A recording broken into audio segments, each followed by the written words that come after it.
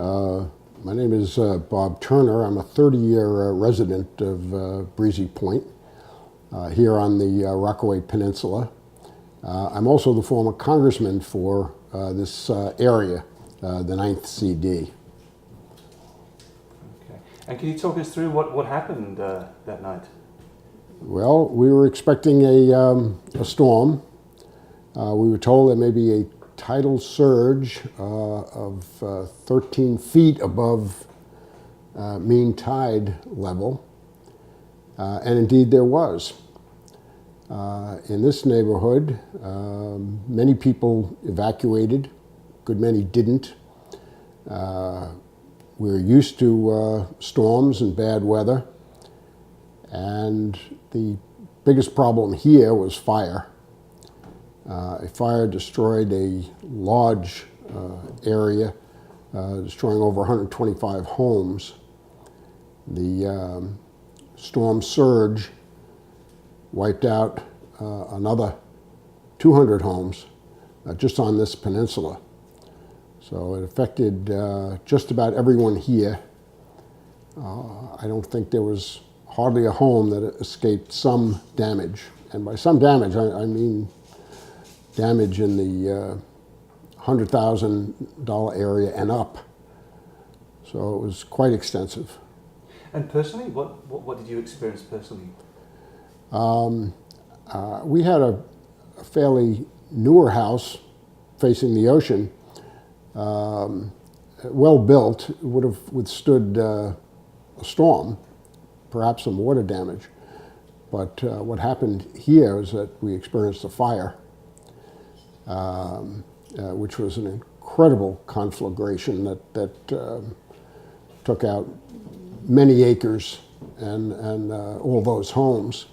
And it happened very, very quickly at the very height of the storm. So it was impossible to bring in emergency vehicles, fire engines, even rescue workers.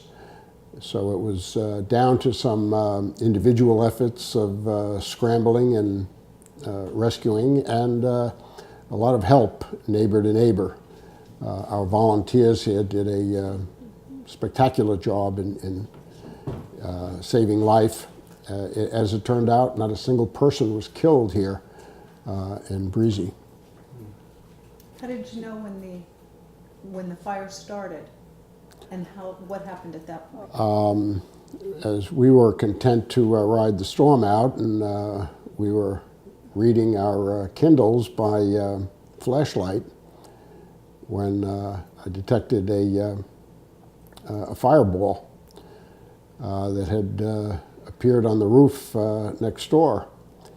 And at that point, I knew those winds that were 80 miles an hour were going to take this and make it a real problem. Upon seeing that, my wife and I evacuated the premises immediately in water that was 5 feet deep, and trudged on. None too soon. That fire spread as fast as you could imagine, taking that swath of damage in just several hours. And the long-term consequences, I mean, the event itself was a massive event, but the actual consequences that you lived with afterwards seem even bigger. Well, this storm was October. Here we are in July. We're just beginning the rebuilding process, following the permits and plans and blueprints, etc., that all have to be laid out. I found that everyone's story here is a little different. People that suffered water damage with insurance, without insurance, with FEMA help, without FEMA help. People who had fire damage with insurance, without. There are some very tough stories here, and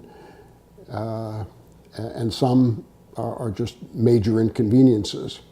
For myself, we have been severely inconvenienced, and we lost some great stuff, but we'll get through it. insurance, etc. For some others, it is a life-changing experience and some very sad stories. So people are pitching in, helping one another. Some of the funds and charities have been very helpful to people who are just right on that edge, and the individual help has been extraordinary and absolutely essential. It seems that it really is a changing world, and the level of events that are taking place on a weather point of view. And obviously, in the bigger picture, there's the whole EMP issue. Do you think that there's lessons that can be learned from this and applied to kind of reduce the effects? Well, right now, all the rebuilding will require greater fortification, flow-throughs for tidal surges, and higher elevations for new houses. We're looking at dunes and other barriers that may slow down a tidal surge like this. This has happened before in the 1890s. We've experienced a lot of hurricanes here. Nothing quite like this. Many factors had to come together in a very off chance and bad chance type of way for this to happen as badly as it did. As you may know, New York City downtown took a 20-foot tidal surge at one point, flooding the tunnels in many of the downtown buildings. I think all of the rebuilding is taking that into consideration, but whether it will be life-altering changes, I don't know. I don't think so. I think we have to make some prudent adjustments, but we'll see if this can happen again. The odds of this happening, I understand, were about 1,000 to 1 for the full moon, the hurricane, northeaster, high tide at the worst tide of the year, late November. All of these things contributed to an extraordinary, unfortunate chain of events. So it was a perfect storm, as they say. Yes, and some years before there was a perfect storm out in the North Atlantic, to the misfortune of many. Mm.